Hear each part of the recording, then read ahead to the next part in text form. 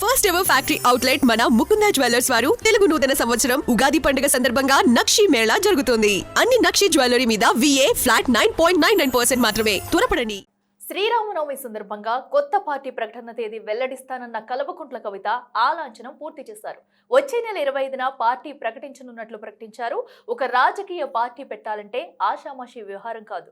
ఆర్థిక వనరులు, నాయకుల, కార్యకర్తల సమీకరణ, పార్టీ జెండా, అజెండా, పార్టీ రిజిస్ట్రేషన్, అనుకున్న సింబల్ దక్కించుకోవడం, ఇలా చాలానే పనులే ఉంటాయి.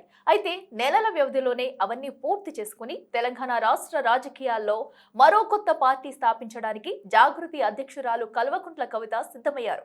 ఇంతకాలం జాగృతి సంస్థ అధ్యక్షురాలిగా ఉన్న కవిత ఇక పార్టీ అధినేత్రిగా సత్తా చాటుకుంటానంటున్నారు.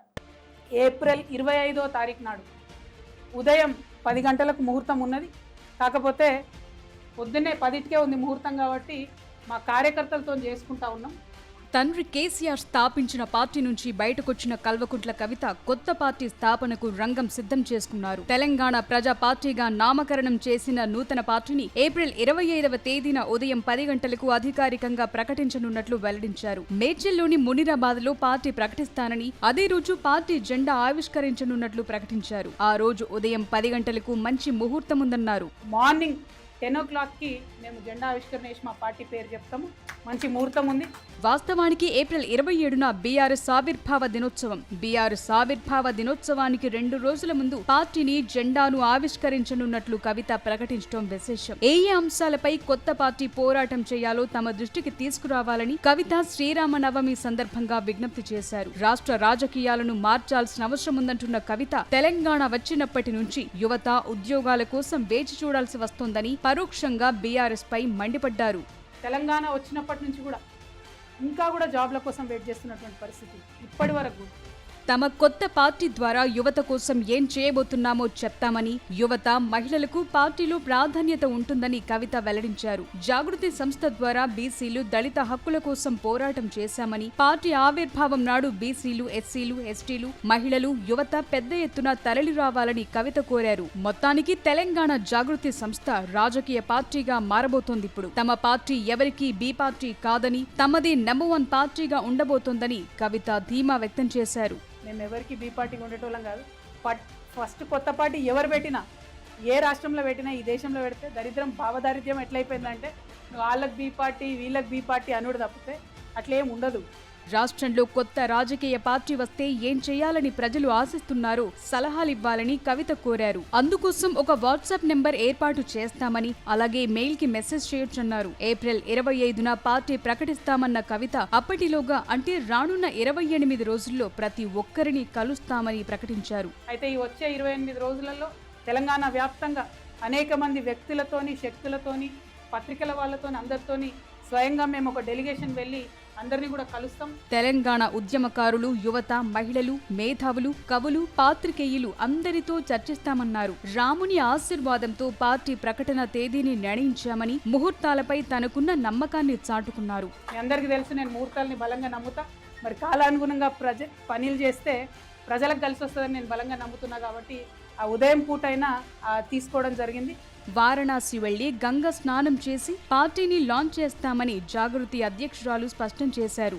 లాస్ట్కు గంగా స్నానం చేస్తాం, వారణాసికి పోతాం, శివుడికి అభిషేకం చేస్తాం, ఆ తర్వాత వచ్చి పార్టీ ప్రకటన చేస్తాం. ఢిల్లీలో లాబింగ్ చేసే సత్తా తమకుందని, గల్లీలో ఒళ్లు వంచి పనిచేసే సత్తా కూడా ఉందని కవిత పేర్కొన్నారు. తెలంగాణలో ప్రాంతీయ పార్టీలే లేవని, జాగృతి పార్టీనే తెలంగాణ ప్రాంతీయ పార్టీ కాబోతుందన్నారు. గులాబీ పార్టీ జాతీయ రాజకీయాలంటూ బీఆర్ఎస్ గా పేరు మార్చుకుని పార్టీ పేరులో తెలంగాణ తీసేయటంతో కవిత పరోక్షంగా చొరకలంటించారన్న అభిప్రాయం వ్యక్తమవుతోంది. ఆ క్రమంలో కవిత తన పార్టీని తెలంగాణ పేరుతో ఏర్పాటు చేశారంటున్నారు.